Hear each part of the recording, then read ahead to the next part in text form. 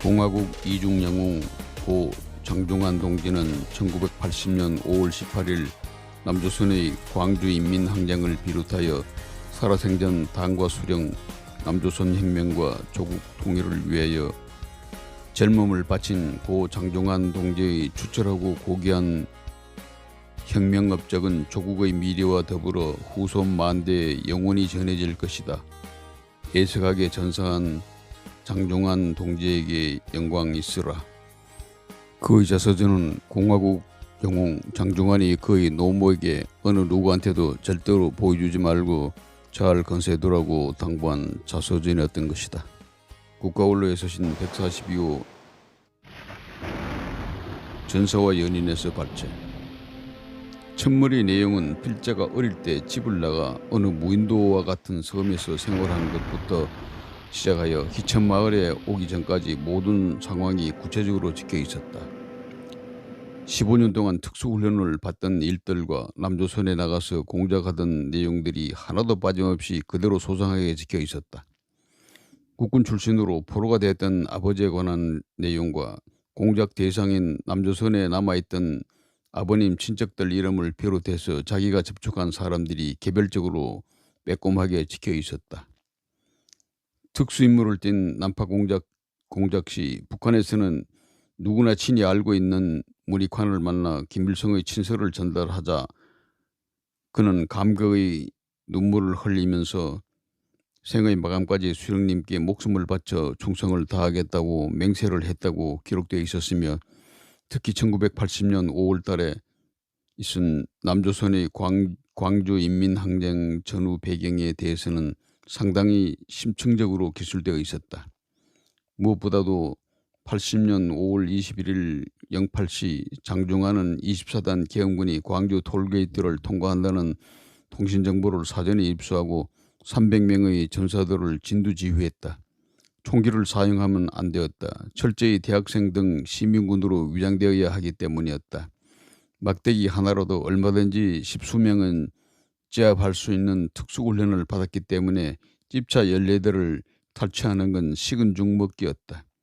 탈취한 사단장 1호 차를 선두로 아시아 자동차 공장으로 달려가니 그들은 장갑차 4대와 군용 트럭 374대를 즉각 내주었으며, 이들은 곧바로 이 차량들을 이용해 전남도원의 44개의 무기고를 털었다.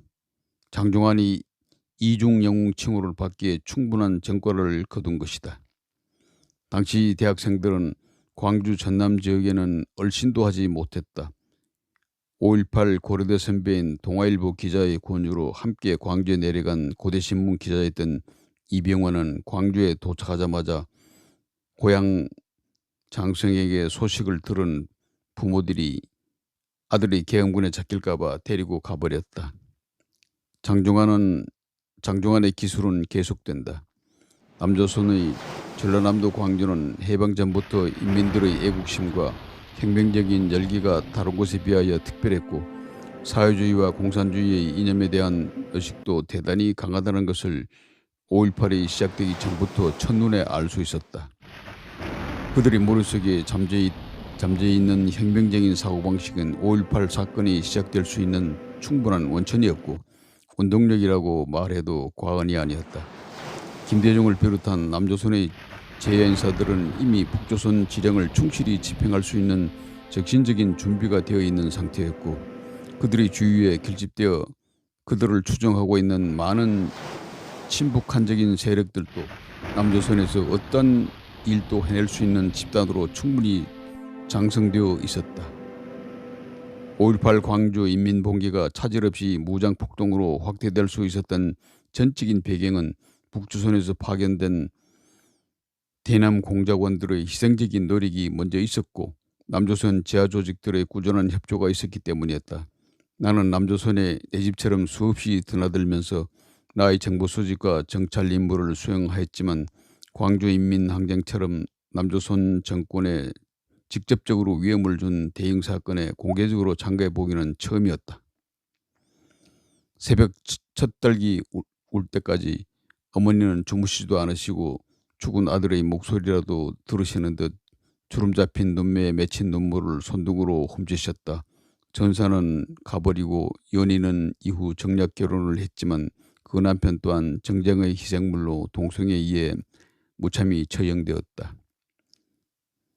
탈북자들의 증언을 중심으로 재구성한 전사와 연인의 실화입니다. 국가 원로에 서신 142호 발췌.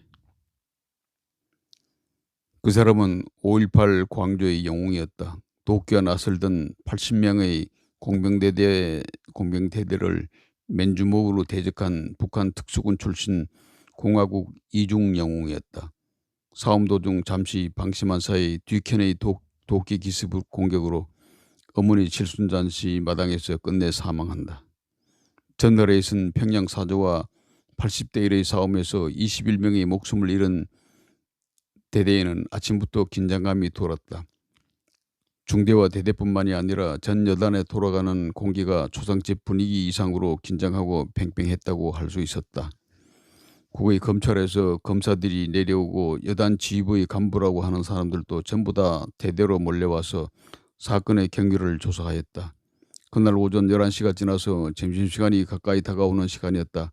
하늘 멀리에서 직승기, 헬기의 동음이 들려오더니 그 소리는 여단이 전개에 있는 골짜기의 상공 쪽으로 점점 가까이 다가왔다. 모두가 불안한 눈길로 하늘을 주시하고 있는데 아니나 다를까 직승기는 고도를 낮추더니 농장에서 물을 심던 대대 앞의 공터에 천천히 내려앉았다.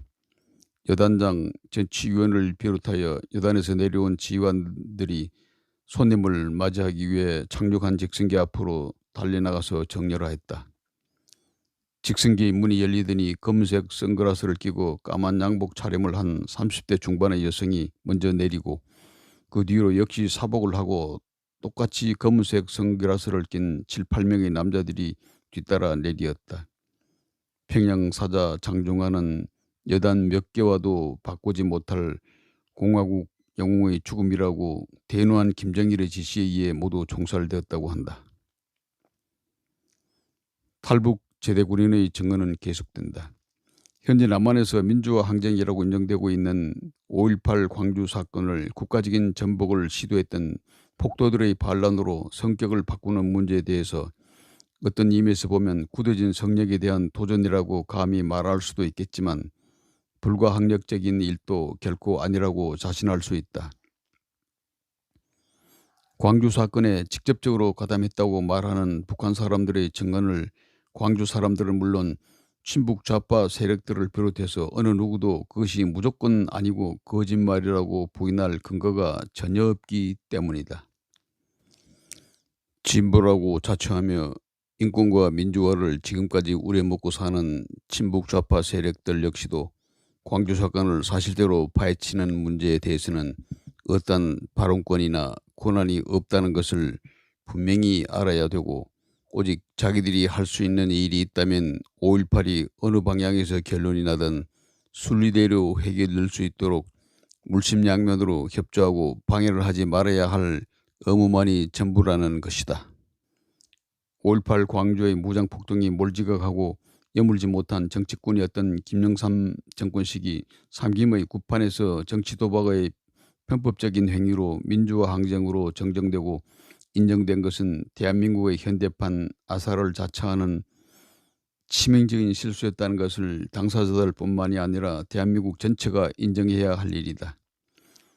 친북 좌파 세력들이 5.18 광주 폭동을 민주화 운동으로 만들어가지고 자기들의 생계거리 장난을 하면서 내가 일궈놓은 텃밭이기 때문에 내 승인 없이 마음대로 그 영역을 침범하면 용서하지 않는다는 식으로 무지막지하게 설치되는 것을 보면 대한민국 국민들의 국가 개념에 대한 사고의식이 너무 방만하고 취약하다는 것을 힘들지 않게 엿볼 수 있다. 민주화 세력으로 위장하여 광주를 근거지로 삼고 해방군 행세를 하는 친북 좌파 세력들에게 너희들의 정체는 도대체 무엇이고 너희들이 추구하는 세상은 어떤 세상이냐고 단도직입적으로 묻고 싶다. 5.18 광주 사건이 살인자로 매도되고 있는 대한민국 국군은 하루빨리 그 지역스러운 오명에서 벗어나야 한다. 5.18 진실 북한 특수군 지만원저 1981년 대법원은 5.18을 김대중이 주도한 내란이라고 판단했습니다. 그런데 세상이 갑자기 바뀌었습니다. 국가가 386 주사파들에 점령되었고 민주화 대세가 되었습니다. 그러던 1997년 민주화에 아부한 대법원은 일사부재리 원칙과 형벌 불소급의 원칙을 무시하고 재심 절차 없이 5.18을 다시 재판했습니다. 헌법이 유린되었습니다. 5.18이 전두환의 내란으로 뒤바뀌었습니다. 검찰 기록에 명시되어 있는 사실들은 1981년 것이나 1997년 것이나 동일했습니다. 그런데 그 해석이 세도에 따라 180도 달라졌습니다. 반공이 지배했던 1981년에는 5.18이 붉은 이념의 폭동이었습니다. 그래서 김대중이 죄인이었습니다. 그런데 좌파가 지배했던 1997년 5.18이 민주화 운동으로 둔갑되었습니다. 그래서 전두환이 죄인이 되었습니다. 전두환이 죄인이 된 유일한 이유는 오직 5.18은 민주화 운동이라는 것을 무조건 수용했기 때문이었습니다. 5.18은 민주화 운동인데 전두환이 탄압했다는 것이 전두환의 죄였던 것입니다. 그런데 5.18이 민주화 운동이라는 명제는 전혀 근거 없는 신기루였습니다. 5.18이 민주화 운동이 아니라는 것 이제라도 증명됐으니 그것을 대전제로 하여 판단한 1997년 대법원 판결은 무효가 되어야 할 것입니다. 1980년 5월 21일 상황 기록한 검찰 보고서 9줄, 1995년 7월 18일에 민군 검찰이 공동으로 발행한 5.18 관련 수사 결과 증거자료 별책 1항 이하 별책으로 호칭 제92, 93쪽에는 아래와 같은 9개의 줄의 매우 중요한 기록이 있습니다.